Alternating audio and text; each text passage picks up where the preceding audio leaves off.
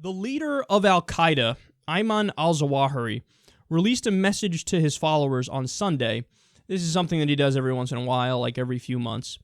And yet again, he reiterated an important point that the leaders in the West seem to always miss or seem to ignore.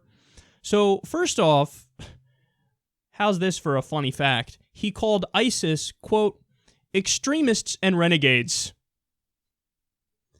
You know you're fucked up when even Al-Qaeda is like, bro, pump your brakes. Reel it back in a little bit. You guys are too crazy. Extremists over here, am I right? Renegades. God, calm down. You know, what are you doing? So that really does tell you something about the nature of ISIS.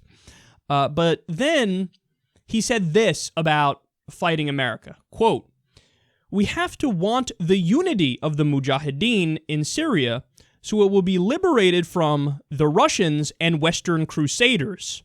My brothers, the matter of unity is a matter of life or death for you. Okay, so let me put this in context and perspective for you. For those of you who don't know, rival jihadist groups indeed aren't unified. And without a unifying force, they'll fight each other.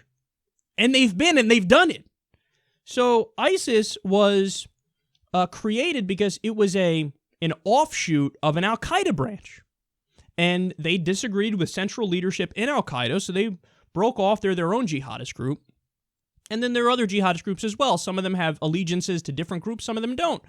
The Taliban, for example, they're, I think, a Pashtun jihadist group. You also have Al-Shabaab and Boko Haram, and the list goes on and on. So you have these groups that are splintered.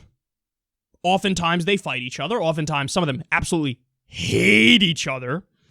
And here you have the leader of Al-Qaeda saying in a message, broadcasting it to the world, we will fight each other unless there's a unifying force. There's this opportunity that presents itself to allow us, all of the splinter jihadist groups, to unify to fight this force. And who is that unifying force? Westerners. They say, well, if America's here, if Britain's here, if Russia's here. So there's all this intervention in Syria for a variety of different reasons, depending on who's intervening. And they say, well, look, this is how we unify. We unify to fight the evil infidels, the others. But again, he's telling you, if you remove the unifying force, so let's say Russia's out of there, the U.S. is out of there, Britain's out of there, the West is out of there. Perhaps we still give humanitarian support, for example, to the Kurds, as I'm in favor of, and to others in the region who are fighting. Great. But if you remove the unifying force, which is the West and Russia and everybody else who's intervening, he's saying we'll fight each other. Al-Qaeda will fight ISIS. ISIS will fight Al-Qaeda. Who knows how the others factor in the other jihadist groups and the other various rebel groups. They will fight each other if you just get the fuck out of the way. And this is a point that Bill Maher has made before, to his credit, on his show. And this is also a point that we covered because every single time Zawahri releases a message, this is one of the things that he says. He laid it out in even more detail in a previous message, and we covered it on the show, where he said, all right, here's the deal. We know we all hate each other, all of the the jihadist groups here, and we know we're fighting and whatnot, but we will unify because we have to fight the Crusaders and the infidels, and we have to fight the Russia and America and all them, and then after we take care of that, then we can go back to fucking each other up.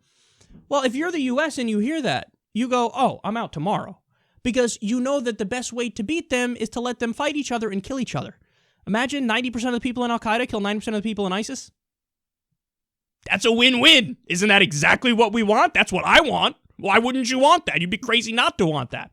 But in our infinite stupidity in Washington, not only do they want to keep getting involved, but we have people like Petraeus, who has said, let's arm Al-Qaeda to fight ISIS. Because ISIS, they're, quote, extremists and renegades, just like Zawahri said. So Petraeus agrees, yeah, they're even worse. So let's arm other jihadists to fight those other jihadists. And then, gosh golly, I bet there's no way that this will hurt us in the long run, and they'll never turn those weapons on us. It's not like Al-Qaeda has a history of attacking the United States of America. It's not like there's a history where Reagan armed the Mujahideen in Afghanistan to fight the Russians, and then eventually they turn those weapons on us. No, we do this all the time. We arm people who turn the weapons on us. Petraeus was like, let's arm Al-Qaeda to fight ISIS. That just happened. So not only do they not want to get out, they want to stay involved, and they want to arm one of the worst groups to arm. How stupid are you? But that's the thing. Not only are they stupid, they also have poor incentives too. Military-industrial complex, we got to sell more weapons, we got to sell more tanks, we got to be more involved, because some people make a lot more money when you do that, and you keep the system going, and the corruption keeps turning, okay? So there's 1,000,001 reasons why they're going in the wrong direction, but they are going in the wrong direction, and if you don't want to take it from me, take it from the fucking head of Al-Qaeda who's telling you. He's admitting, yeah, if they're not here, we'll fight each other. Great, that's a win-win. I want you to fight each other, and while you're at it, please, both of you die.